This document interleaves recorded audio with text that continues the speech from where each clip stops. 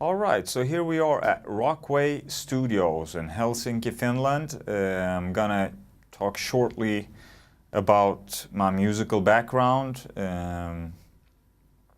I grew up and spent my first 4 years in Istanbul, and I played on my grandmother's pots.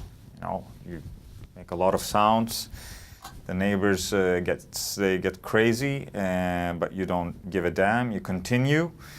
And that's how I started. Then I moved to Sweden, and then at the age of 13, we formed a rock band, and that's how I got into Mitch Mitchell, because we only played Jimi Hendrix songs, which was great. And Mitch Mitchell is still one of my main drum legends.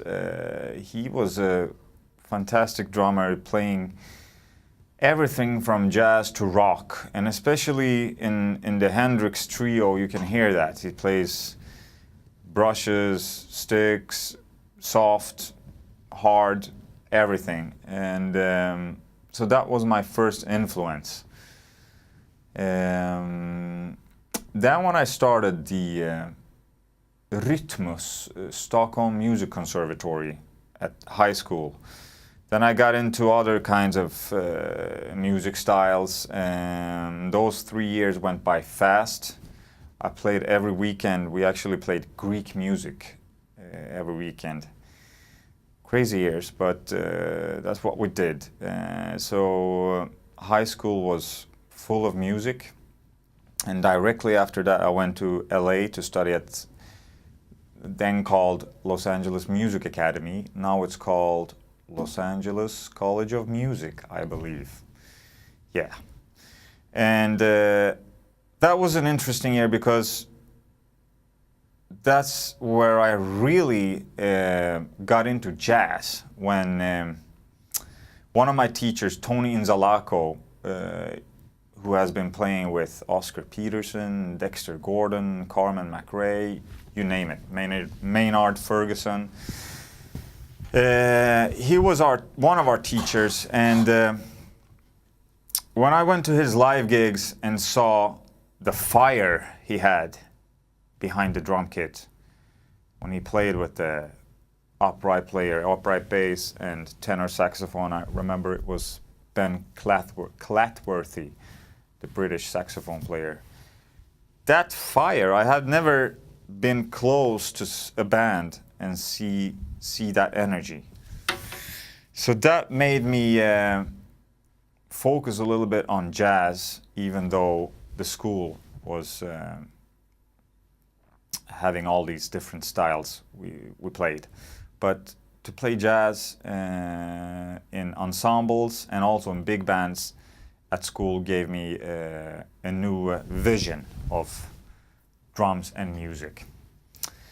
When that school was finished, I returned back to Europe and directly started to tour. And I just said yes to everything. All the pop artists, all the pop guys, jazz gigs, worked. It was fun. And then at around 2007, I took a decision that I was tired of some stuff, and I took a decision to only play with musicians that I actually admire, and projects that I want to focus on, that I can do really good, and where I can give the music some kind of personality when it comes to playing the drums. Before that, I had done a little too much work, where you're only a person sitting behind the drums, playing a role that is not a drummer, that is not a musician. And that made me tired. So after 2007, I joined, for example, at 2009, I joined Nils Landgren Funk Unit, which is a great band. I'm still a steady member in this band.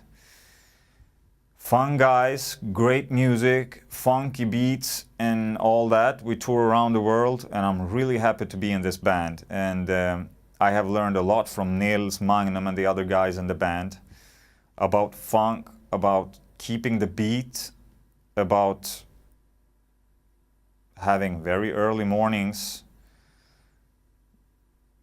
not sleeping, playing funk, get tired, get sweaty again, you know, all those kind of things.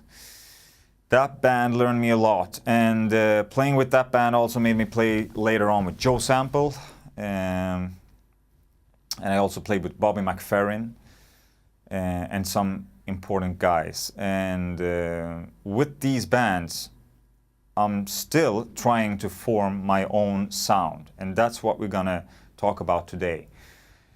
Getting your own language, getting your own sounds from the drums and make you a character behind this instrument. That's what we're gonna talk about.